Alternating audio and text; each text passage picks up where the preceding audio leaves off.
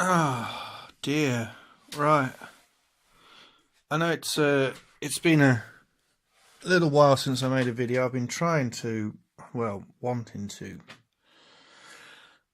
try and get a few more videos up than I've been putting up just recently. But of course, to get a video up, I need to be doing something, and I'm not gonna lie, I've been pretty lazy just lately. I've just had no energy. Last couple of weeks, I've done nothing. I've just gone to work and back every day and just pretty much sat on the sofa. So anyway, thought whilst I was digging around tonight, just looking for some bits and bobs, I'd just film this. Just a little collection of thermionics I've got. So here's these are the same valves as what's in the box. They're just some individually wrapped ones. Come on, what are these? I can't even think what these are. It's been that long since I've been in here. This is difficult to do with one hand. Okay, there we go.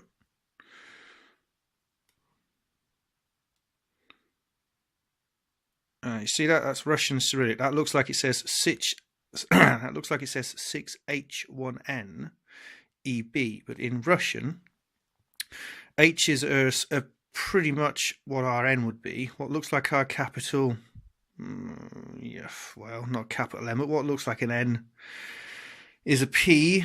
E is pretty much an E, and the B, when it's drawn like that, is a V. So that is actually a 6N1P-EV. EV means military spec. They're high-grade military. Come on, focus. Hang on. Let's get me focusing on this. And that was made... Oh, come on, you bugger.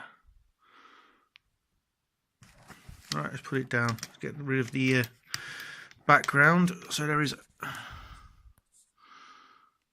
10th 1981. That's actually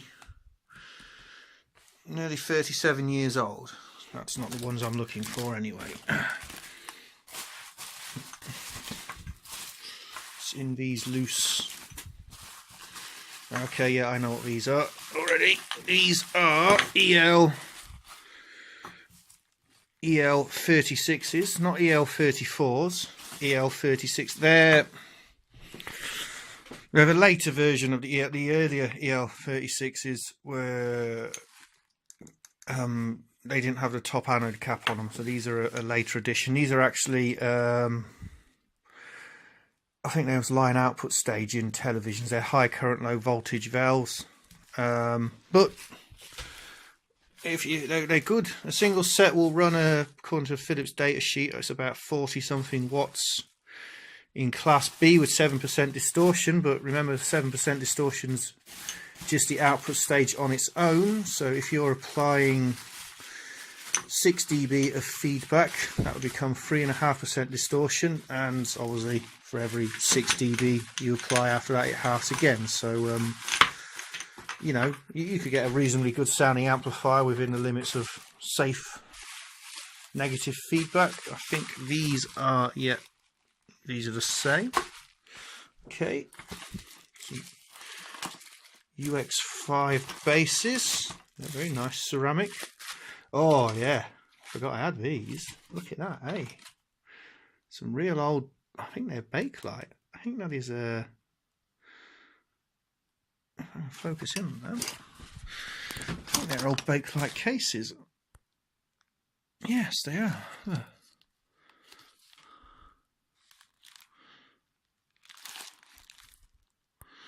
What does that say? Danger switch off before disconnecting. No shit, Sherlock. Three. Why do I only have three? Four. Hang on, there's four of them. Right, these. I'm not sure how you pronounce that. I'm going to say Xerix 807s. Now, Xerix, back in the day of valve manufacturing, they would bulk buy various other manufacturers, so be it Philips, Mullard, I think they're technically the same company one way or the other. Various companies, I think Xerix for military use, they basically just reboxed and had their own logo printed on, but so They could be any manufacturer. There's people out there who could look at that and, by the mica wafering there, shape of the anode, various bits and bobs, positioning of the getter, bits like that, they would be able to tell you who made that and what year. That is a matched quad. Not matched, sorry, that's just a quad of unused Type 807s. The 807, now I think I'm correct here, the General Electric Company, GEC, famous for the KT88, which was a hell of a valve. The KT66, KT by the way stands for kinkless tetrode. Philips held the patent on the pentode, so the kinkless tetrode was born. It works very similarly to the pentode. It's slightly different. I'm not going to go into it, but basically the General Electric Company, the later versions of the tetrode, obviously the kinkless tetrode, there's a difference. So they called all their kinkless tetrode beam tetrode output valves is type KT. The 807 was the predecessor to the KT66. It was refined. So these make good transmitter valves. They're also I think you can pull about 100 watts out of a single pair of them for amplifier duty. So that would explain the UX5 bases.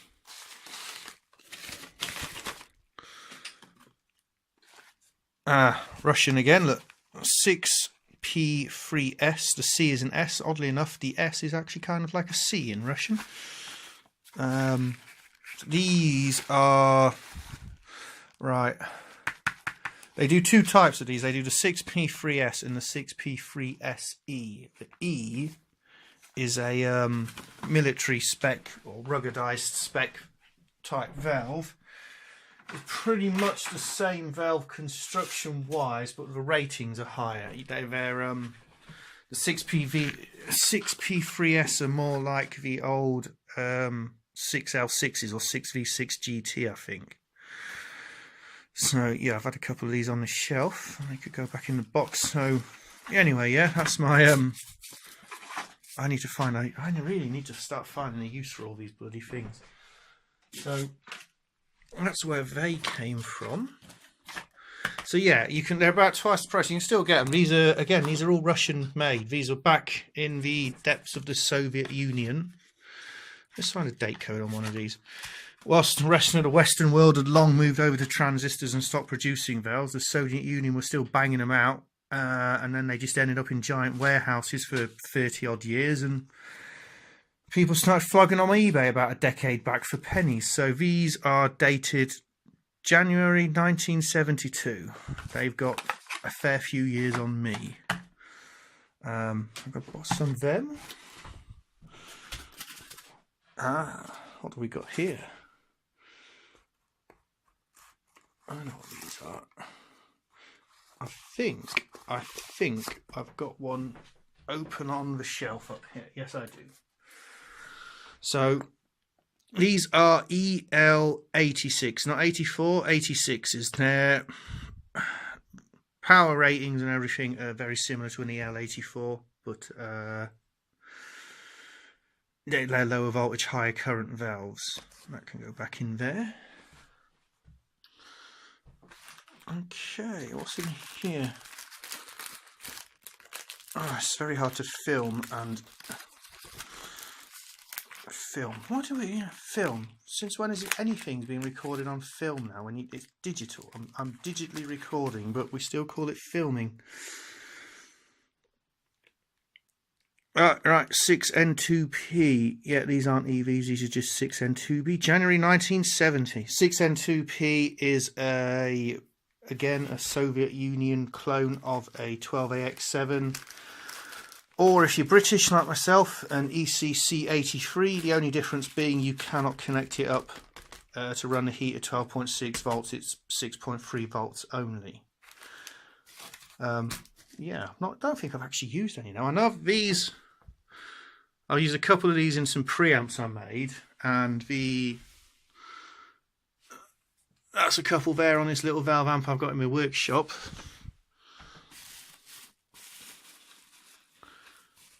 Okay, 6N9S. 6N9, what the hell is that? Ah, right, okay. X175, that's going to be the 11th, 1975. It's got the what looks like an OTK. That's like a quality control inspection pass kind of mark. You still get actually on the new Chinese valves if it'll focus. Fuck me. Come on, phone, focus. There we go. I think that's like a 6SL7 or something. It's very similar. I can't remember now. It's one of those. If I wanted to use it, I'd have to dig out the data sheet and have a look. All right, yeah, I know what this is. This is an equivalent of an EF86. That's like I can't think of the actual name of the letter in Russian. It's if you was going to spell like the name Jamie, they don't have a J in Russian. You'd put like the equivalent of their D in that letter. It's like an X. I'm going to focus in on it. It's like an X, but with a line up the middle of it. There's no way I'm going to focus in on that. It's printed on glass. But yeah, just imagine an X, and then if you drew an X and then put a vertical line through the middle of it, it's like a. If it was following a D, it would be like a Z sound. I can't even. I'm not going to pretend to know the name of the letter, but right. These are 6P7S. These are essentially a Russian clone of the 807s. Oh, how many of them have I got? 2, 3, 4. 4 of them. What's these then? Some little valves in it. Alright, okay, there's some more EF86 clones. Yeah, EF86. I'm trying to think, yeah, these are a clone of a 6V6 GT, that's what they are.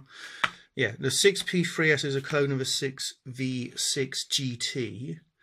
The 63PSE is more close to a 5881. Okay. What's these? I'm going to open one of them. This one, if it's open. What's in the box? What's in the box? Liam's Fun Day. What's in the box? Okay, black glass. 6P6S, August 1980. These are a clone of a 6. Let me get this right. I think a 6V6. Crikey.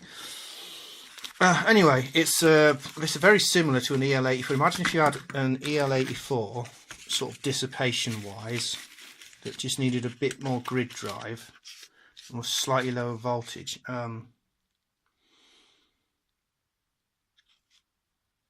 Yeah, sorry, I told. Yeah, these are a 6L6 clone. These are a 6V6 GT clone.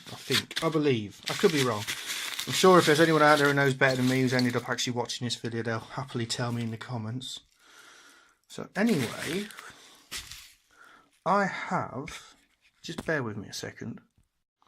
So yeah, I just had to unpause and start a new video because otherwise my video editor wouldn't have accepted it. Yeah, I have some various output transformers here. So these are 6K6 ultra linear 10 watt, designed for an EL84, but they will work happily with these. I think that's why I got these. I intended to build an amp with them. This was an amp I built. It ran parallel EL84s in push-pull. It was a bit valve happy. It burnt through a few valves, so I stopped using it.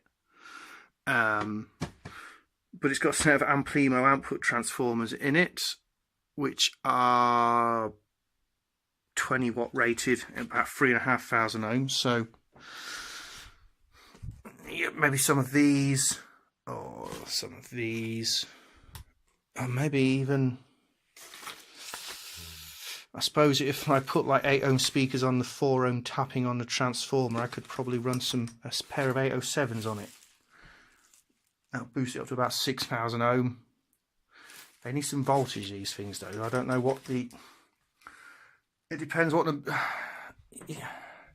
You buy an output transformer, they give you a whole sheet of spec with it, yet no one ever seems to bother telling you what the peak voltages it will handle across the primary are. So it's all right rating it 20 watts. You know, you can back convert that and say, well, if it was at 3,500 ohm load, 20 watts would have to be X amount of voltage into whatever load it comes to on the secondary, and so the primary would have X amount of volts across it. But you know, it'd be nice to know what actually the safety margin is they put into it, whether, you know, you're going to be pushing it as you drop in frequency of these or what. So anyway, yeah. And I think with a set of these, I was carrying on from my little transistor headphone amps, which work so well. I was thinking of a set of these just with some cheap toroidal power transformers, because these run at low voltage. So, you know, a set of these you can happily in class A pull 10 watts. Well, at 50 hertz, these wouldn't even be pushing a mains frequency transformer to 250 volts on the primary.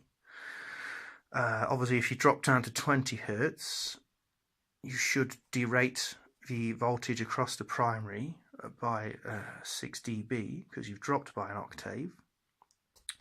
But again, it depends on what the design considerations of the transformer were, the primary saturation current, and what amount of energy is actually in the musical spectrum. Because at those low frequencies, unless you're listening to like EDM, electronic dance music, which realistically you just wouldn't do with a valve amp, it would be a pretty poor selection for the economy of power you'd need for EDM. It might just work. Yeah, it's probably worth a try. But yeah, it's one of those. I suppose I could test it. I suppose if I put a low frequency AC on the secondary, I could actually test if I had like a 6-volt transformer. If I had 6-volt AC on the secondary and just kept lowering the frequency until I saw the core start to saturate, it would give me an idea of what kind of power it could handle. I just want to do it more as an experiment than anything else, realistically. I mean, you can measure a whole host of factors. It's not going to measure anywhere near as well as a proper valve output transformer. But when I listen to my music, I don't sit there with the spectrum analyzer attached, looking at the figures. I listen to it. It depends on how it sounds overall. So, but yes, some of these I've had for a long time, hence why I've even forgot what's in the boxes. So yeah, anyway, the spare room has warmed up. As you can see, it's 20.3 degrees in here.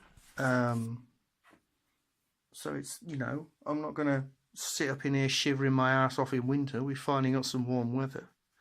I do need to put some brake pads in one of my motorcycles because they're down to the metal. I would like to get some riding in, but I also like to finally get some projects off the ground. Like the boards and, you know, things I've been meaning to do for a long time, which I just haven't done. So I believe, yes, right, this is just you know, other things. I mean, I've got a ton of transistors in the garage as well I really need to bring inside, but these are Exicon ECX10P20s and ECX10N20s. That was what left of the whole reel I brought. So these are higher voltage equivalents of the legendary Hitachi 2SK 1058s and 2SJ 162s. So yeah, I've got a lot of stuff to build with. So I really need to build some stuff. Anyway, yeah, sorry, there's not much happening in this video. I just thought I'd dig through some components just I guess it's to the point where if you keep getting stuff and don't use it, does it class as hoarding? At what point is it hoarding? What point does collecting and being, you know, snapping up something for future use stop being useful and become hoarding? So anyway, if you made it this far, thanks for watching, and hopefully I will actually be back at you with something working soon, because the last few videos I've put up, there's been lots of videos of me going through stuff, things I intend to build or testing things, but it hasn't actually been anything actually finished and working. So I really would like to get back in here and get something built again. So anyway, yeah, thanks for watching and catch you soon.